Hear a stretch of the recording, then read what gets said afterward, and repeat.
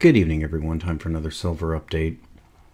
Now, this is the 1 hour chart of silver provided by netdania.com. You can click on the link below.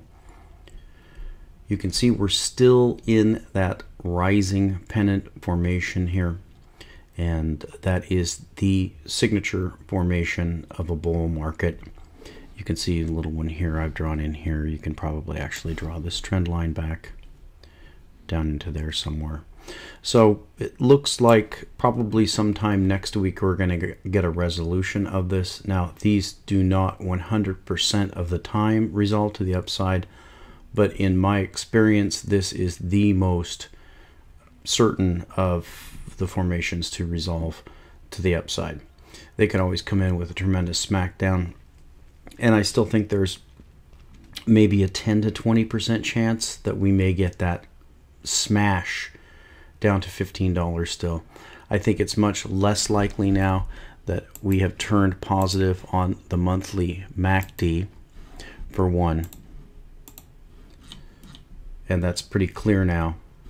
And then the other, of course, is going to be that we have fairly decisively broken out of this 3-year downtrend trend line. So it's much less likely now that we're going to get a test of this level right here. But that doesn't mean it can't happen. There could be some tremendous event that occurs that has a tremendous reaction in the markets, and of course that could bring the silver market down. A tremendous deflationary event, possibly. Not very likely though. And with the fundamentals, which are very, very strange with silver, I want to revisit, if you remember, that very, very strange comment that I pointed out here that's on the CME's silver futures contract information. Price may be managed separately from physical supply. Now, if you remember, I pointed out that that is not on any other commodity contract, futures contract. That statement is only on the silver contract. So it came to me that I wanted to find out when that came on there. So I did a little bit of exploration. Of course, you can do this yourself. This is something that I always do when I'm curious about things on the internet. Now, this isn't a 100% foolproof thing you can do, because I found that much like Wikipedia, or much like Snopes, or much like many other sites on the internet, there is a possibility that history can be scrubbed. In this case, it hasn't been. If you know how to use the Wayback Machine, these circled days that you see on the calendar, those are days when the snapshot was taken. If you look at this calendar up at the top, it shows you years where there were dates where a snapshot was taken. So I'm not going to bother you to click through all these, but I will point out to you that I did go through them and found that this little gap here in the summer of 2012, this is when that sentence began to appear on the CME Group's silver contract information page. Whatever that means, I'm not really sure, but before that, that phrase had never appeared on the silver contract specifications, and from that point on, it has been on there. Very interesting stuff. Again, a statement apparently giving them some type of out by the fact that they are not trading physical silver. It seems to be an admission that they are trading just pieces of paper back and forth. So that's going to get to our topic of the night, and that is the importance of physical silver in a survival type situation. Now, I know this isn't a topic that a lot of people find credible or interesting, but a lot of people do, so I'm going to go ahead and cover this. I have been spending some time here in this genre. You can see here in my Kindle that I have a number of these zombie apocalypse and end of the world survival ones. The one I'm reading right now is Patriots by James Wesley Rawls, and it's a novel of a survival in the coming collapse. Now, James Wesley Rawls is somebody that has, I think it's the survival blog. So there's a tremendous amount of information in here. A lot more gun stuff than I'm familiar with or really care to be familiar with. And there's a lot of other stuff I'm not interested in. But there's also a lot of very valuable information in here. And there's the current chapter that I'm on is a chapter where this is a story where the United States is attacked by a series of EMP blasts and basically sends us back to the Stone Age or pre-electrical. And then the chapter that I'm on right now is one where trading is beginning to reemerge, and the survivors, these Templars and their buddies, and this militia that we're following here, the Northwest Militia, they begin to trade. So, and in the novel, it comes out that silver is the pre-1964 silver primarily is the currency of trade in that emerging economy. So kind of interesting stuff, kind of crazy stuff, but it's interesting to think about, and there's a lot of information for people who are interested in prepping. A lot of very good information in here and in the other novels as well. So I wanted to explore this idea of silver and its importance in regards to a survival scenario. Now I'm going to talk about three main topics. The first topic I want to talk about is silver as money in regards to the antimicrobial characteristics. Now this is an article on NPR, and it's about how dirty paper money really is. A microbial jungle thrives in your wallet. You may have heard that dollar bills harbor trace amounts of drugs, but those greenbacks in your wallet are hiding far more than cocaine and the flu. They're teeming with life. Each dollar bill carries about 3,000 types of bacteria on its surface, scientists have found. Most are harmless, but cash also has DNA from drug-resistant microbes, and your wad of dough may even have a smudge of anthrax and diphtheria. In other words, your wallet is a portable petri dish. And currency may be one way antibiotic-resistant genes move around cities, says biologist Jane Carlton, who's leading the Dirty Money Project at New York University. And it goes into it. It talks about paper money and all of the microbial and bugs, things that are on it. Now, what's so very interesting about this is that silver, which has been the money of commerce for the last thousands of years, actually has that unique antimicrobial factor. And we're going to talk about the other reasons as well here when we look at this 10 facts about silver. But let's look at this antimicrobial factor.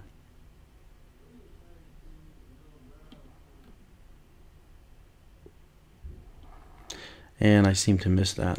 Hold on. Silver metal, this is number 5. Silver metal is not toxic to humans. In fact, it can be used as a food decoration. However, most silver salts are toxic. Silver is germicidal, meaning it kills bacteria and other lower organisms. Now, isn't that interesting? So apparently our ancestors weren't so foolish after all to use silver as a medium of exchange in commerce, because it is the only form of money that actually kills the bacteria that's carried by money. And if you think about it, in that last article, that doctor, she explains how money, physical money, is one of the greatest sources of the spread of infectious disease, because it's one of those things that it just travels all over the place. I don't know if you've ever seen the website where people mark a dollar bill and then they go in and they track it, and you can actually see where a dollar has traveled. But there are dollar bills and $20 bills that have traveled all across the country, have traveled all through all 50 states, etc., all around the world. So money really gets around. That's not surprising because it's a medium of exchange. But silver is unique in that silver is money that kills bugs. Now that is absolutely fascinating to me, and I think that's one more piece of evidence that silver is actually designed as money. So we'll leave that there. Now let's talk about the other reasons. The second reason that I wanted to talk about that silver is the preferred money in any type of survival or collapse situation is because of its properties. Now, we already talked about the antimicrobial factor in silver, but silver also has some amazing other properties. Number 2 on this list, silver is exceptionally shiny. It is the most reflective element, which makes it useful in mirrors, telescopes, microscopes, and solar cells. Polished silver reflects 95% of the visible light spectrum. However, silver is a poor reflector of ultraviolet light. So there's one example of the properties of silver that makes it desirable in an emerging economy after a survival situation. And we're talking about solar power. And that's important because in some of these, like the one I'm reading right now, the Wesley Rawls book, we're talking about an EMP blast, and then we're talking about an emergent economy coming after that. A lot of the people are already using solar. They're not actually manufacturing solar, but they're using solar. So that's very, very interesting. That's just one of the properties of silver that makes it desirable in that type of scenario. Now, the other one is that fact that it is one of the best electric conductors. In fact, I believe that, let's see, here it is. On a scale of 0 to 100, silver ranks 100 in terms of electrical conductivity. Copper ranks 97 and gold ranks 76. So you can see that silver is also tops when it comes to its ability to conduct electricity. Again, that is going to be important in some type of emergent scenario, or just everybody talks about how extreme it would be. No one knows. We know that people are obsessed with zombie apocalypse situations, scenarios, but certainly under all the scenarios from the most extreme to the least extreme, this factor also is something that is going to come in, that's going to give silver a high desirability as not only money, but as a commodity that is highly desirable. And then the other essential element of silver, we'll say, that is going to be important in some type of emerging economy is also its ductility. And that is not something that anybody talks about. But silver is actually number 2 as far as its ability to be drawn out into wire. Only gold is more ductile than silver. An ounce of silver can be drawn into a wire 8,000 feet long. Isn't that amazing? 8,000 feet. That's back and forth across the country.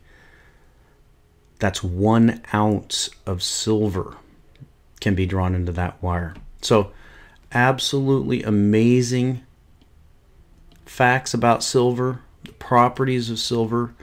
It's clear to me that silver, hands down, is the most desirable form of money and barter and trade and metal in any type of survival situation. And that's going to bring us to the last reason, and that is that everybody else already knows that. And so because of that, we already have a very, very large number of survival folks, we'll call them, who are preparing for these types of scenarios and have already collected a large amount of silver. Now, in the United States, we're in a very unique situation because we have this legacy of having this silver money for a very long time. I've done the videos on the billions of ounces of silver that are out there, the speculation about how much exists still and how much was melted down in 1979 due to the, in today's prices, we're talking about maybe $250 price of silver. So you can imagine if silver went to $250 right now, how much silver would be melted down, probably quite a bit. Nevertheless, there's a large amount of silver out there in this form of pre-1964 silver.